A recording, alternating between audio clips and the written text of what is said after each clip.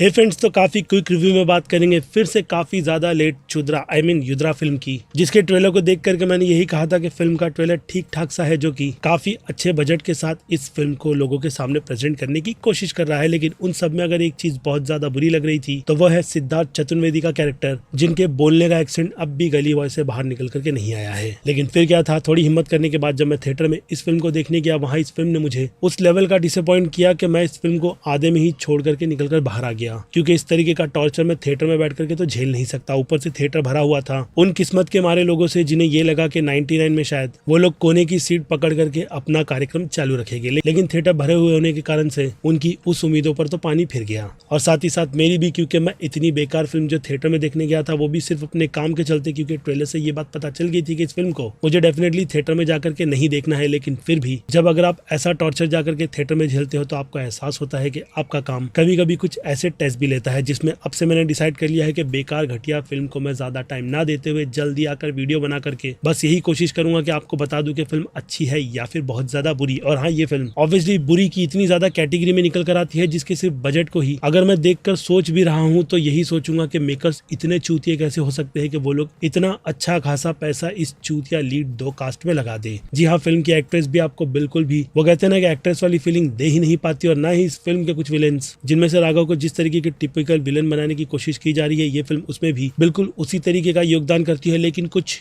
इस तरीके का। जी हाँ, उनका कैरेक्टर फिल्म में LG TV को प्रेजेंट कर रहा था, जो हो सकता है कि फिल्म के कुछ टैक्स बचाने के लिए किया गया हो, लेकिन ये फिल्म तो बचने वाली नहीं है, इस बात की गारंटी श्योर थी। जिस हिसाब से तो ये प्रोडक्ट मुझे OTT पर रिलीज करने जैसा भी नहीं लग रहा, बट फिर भी मेकर्स की तरफ से इतना बुरा डिसीजन लेकर के इस कचरे को बनाया गया। और अब जबकि फिल्म बॉक्स ऑफिस पर औंधे मुंह गिरी है तो मेकर्स को उससे सीख लेते हुए ये बात दिमाग में रखनी चाहिए कि Siddharth Chaturvedi lead actor impossible से लगते हैं, जिन्हें सबसे पहले अपने डायलॉग बोलने का जो अंदाज है ना वो सुधारना होगा, क्योंकि हर फिल्म गली बॉय नहीं होती और तुम गली बॉय की वो छपरी नहीं जो हर बार खुद को बिल्कुल उसी तरीके से प्रेजेंट करो। क्योंकि फिल्म में बंदा इतना ज्यादा ढीठ दिखाया है जो अपने बाप की किसी भी बात को नहीं सुनता, लेकिन बाप एक बार बोलता है कि मिलिट्री ज्वाइन कर ले, बंदा चला जाता है। क्यों? क्योंकि फिल्म की कहानी आगे बढ़ानी थी। उसके बाद ये लूजर अपनी लाइफ में बस बकचोद से बकचोद चीजें करता चला जाता है और मार भी बहुत ज्यादा खाता है, जिसके बाद उस जिम्मेदारी को पूरा करने के लिए फिल्म में लीड वाली एक्ट्रेस को रखा गया है। यानी देखा जाए तो पूरा काम वही कर सकती थी, लेकिन फिर भी फिल्म में बकचोदी तो करनी ही थी, इसलिए उनकी तरफ से इस फिल्म के इस तरीके के कारनामे को बनाया गया। और ऊपर से फिल्म का BGM एक